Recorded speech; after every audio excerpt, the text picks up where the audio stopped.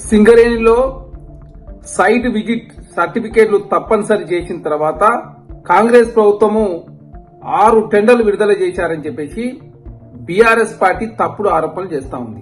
నిజం ఏంటంటే ఇప్పటి వరకు ఈ నిబంధన కింద కేవలం 4 టెండర్లు మాత్రమే విడుదల చేశారు. 4 టెండర్ల సంబంధించి వివరాలు మనం ఒకసారి చూసినట్లయితే మొదటగా VKOC1 కొత్తగూడెం కాంట్రాక్టు పొందిన సంస్థ సోదా కన్స్ట్రక్షన్స్ ప్రైవేట్ లిమిటెడ్. ఆ కంపెనీ ఎండి దీప్తిరెడ్డి గారు మాజీ BRS party MLA Kandala Upendra Reddy గారి కుమార్తె. వారు మాజీ శాసనసభ్యులు కాలేదు, వారు బీఆర్ఎస్ పార్టీ శాసనసభ్యుగా ఉన్న వారి కుమార్తెకు వచ్చింది.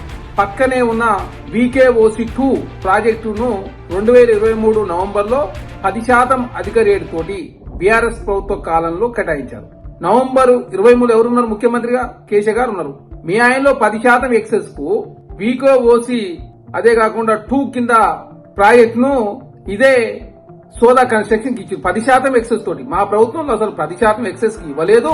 కాంగ్రెస్ ప్రభుత్వం వచ్చిన తర్వాత 10% ఎక్సెస్ అని, మా ప్రభుత్వంలో 17%, 10% మేము మైనస్ కి ఇచ్చినని చెప్పేసి హరీష్ రావు గారు పచ్చి అబద్దాలు ప్రచారం చేసే ప్రయత్నం హరీష్ రావు గారు కేటీఆర్ గారు చేస్తా ఉన్నారు.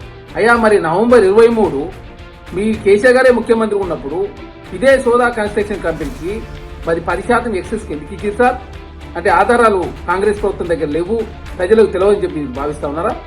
అదే కాకుండా ఓపెన్ కాస్ట్ ప్రాజెక్టు మందమరి పాల్గొన్న బిడ్డర్లు సుమారు 12 మంది. ఎవరికి కూడా సైట్ విజిట్ సర్టిఫికేట్ నిరాకరించలేదు.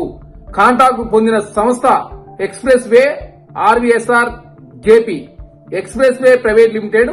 ఎండి దీక్షిత్ రావు గారు, ప్రతిమా శ్రీనివాసరావు మరియు వినోద్ రావు గారు మాజీ ఎంపీ బీఆర్ఎస్ పార్టీ మేనల్లుడు. ఈ సంస్థ ప్రతిమా గ్రూప్ చెందినది. దీనికి కూడా కాంట్రాక్ట్ వచ్చింది. అదే కాకుండా RGOC2 ఎక్స్టెన్షన్ ప్రాజెక్టు పాల్గొన్న బిడ్డర్లు 6 మంది. అందరికీ సైట్ విజిట్ సర్టిఫికేట్ జారీ చేశారు. కాంట్రాక్ట్ పొందిన సంస్థ సిపై ఇంజనీరింగ్ ప్రైవేట్ లిమిటెడ్. డైరెక్టర్లుగా నిశాంత్ రావు గారు, అదే మదన్ మోహన్ రావు గారు. నిశాంత్ రావు గారు మాజీ ఎమ్మెల్సీ సుధాకర్ రావు గారు కుమారుడు. సుధాకర్ రావు గారు ఎవరు? కేసీఆర్ అండ్ హరీష్ రావు బంధువు కావడం వల్ల రాజకీయ సమీపత కూడా వారికి ఉన్నది.